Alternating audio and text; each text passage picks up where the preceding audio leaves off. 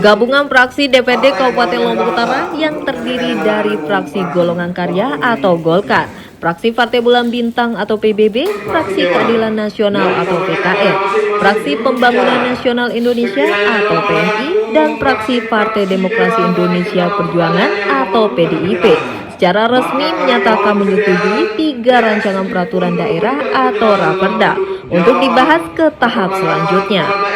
Sikap resmi ini disampaikan dalam rapat paripurna penyampaian pandangan umum fraksi terhadap 3 regulasi krusial bagi kemajuan daerah pada 5 Juni 2026. Meski menyatakan setuju, gabungan fraksi memberikan sejumlah catatan kritis dan strategis yang wajib menjadi perhatian pemerintah daerah. Untuk menyampaikan pandangan umum fraksinya, waktu disilakan. Kita semua. Alhamdulillah, puji syukur kehadiran Allah Subhanahu wa taala atas rahmat, taufik dan hidayahnya. Pada hari ini kita dapat melaksanakan rapat paripurna penyampaian pandangan umum fraksi terhadap 3 buah rancangan peraturan daerah Kabupaten Lombok Utara. Selanjutnya, ucapan terima kasih kepada pimpinan DPD Kabupaten Lombok Utara yang telah memberikan kesempatan kepada kami untuk menyampaikan pandangan.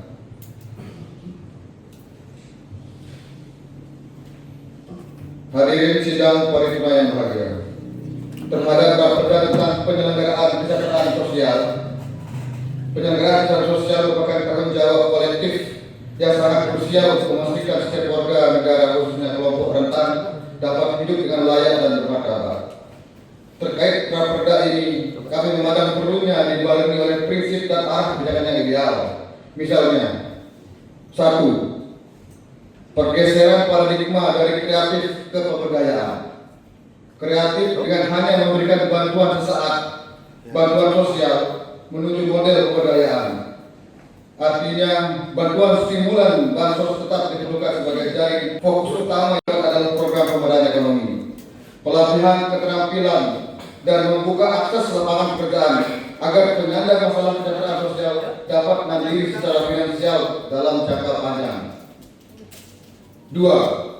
Akurasi data sebagai fondasi utama. Salah satu tantangan terbesar dalam distribusi program kesejahteraan adalah masalah salah sasaran. Bahwa sangat diperlukan sistem pemutahiran data kemiskinan dan sosial yang dilakukan secara berkala dan berjenjang dari tingkat desa. Kemudian verifikasi dan validasi data juga harus transparan dengan melibatkan partisipasi masyarakat untuk menghasilkan data yang akurat sesuai dengan kondisi real masyarakat. 3. Pelayanan kesejahteraan sosial wajib menyasar seluruh lapisan masyarakat yang membutuhkan tanpa diskriminasi.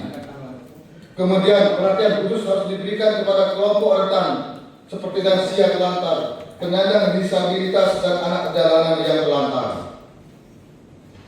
Sehingga kami berpandangan bahwa kesejahteraan sosial bukan sekedar program bagi-bagi bantuan, melainkan sebuah investasi secara jangka panjang untuk meningkatkan kualitas sumber daya manusia dan memutus rantai kemiskinan struktural demi tercapainya keadilan sosial yang merata.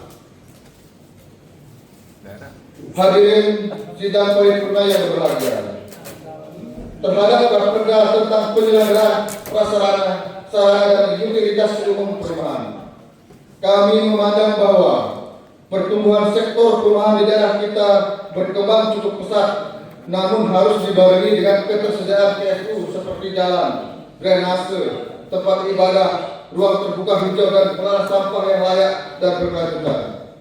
Kehadiran perda ini cukup urgent untuk mencegah munculnya kawasan pemukiman kumuh baru di masa depan. Salah satu masalah klasik yang sering terjadi adalah pengembang atau bangkrut sebelum penyerahan aset PSU-nya kepada pemerintah daerah. Akibatnya ketika terjadi kerusakan jalan atau saluran irigasi perumahan tersebut, Pemda tidak bisa mengalokasikan anggaran perbaikan karena status asetnya yang belum jelas.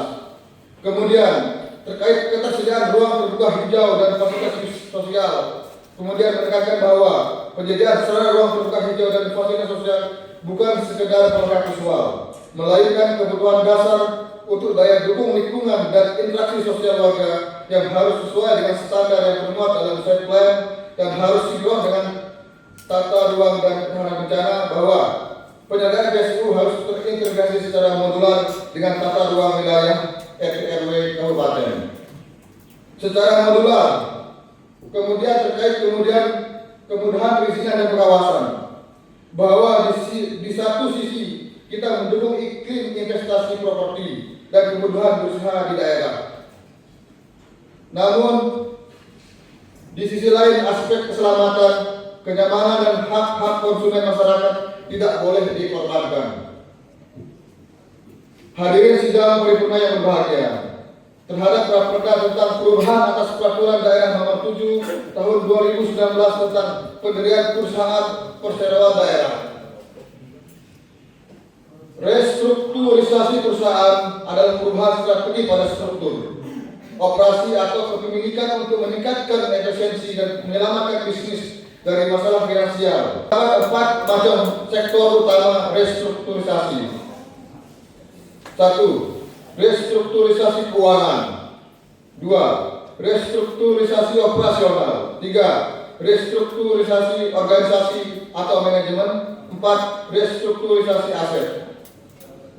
Kesemua komponen tersebut di atas saling berkaitan satu sama lain, sehingga kami memandang jika ingin menyehatkan sebuah perusahaan, maka salah satu langkah yang dilakukan adalah restrukturisasi menyeluruh terkait dengan keuangan, operasional, aset, dan yang paling penting kualitas SDM organisasi harus memiliki mindset bisnis dan manajemen yang baik.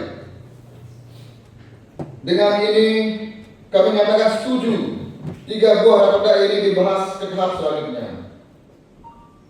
Demikian pandangan umum fraksi gabungan golongan karya PBB, FKM, PNI, dan PDIP terhadap 3 buah rancangan. Dewan menggarisbawahi bahwa kunci utama dari penyehatan BUMD ini berada pada kualitas SDM organisasi yang wajib memiliki mindset bisnis dan manajemen yang baik. Dari Lombok Utara, tim liputan melaporkan.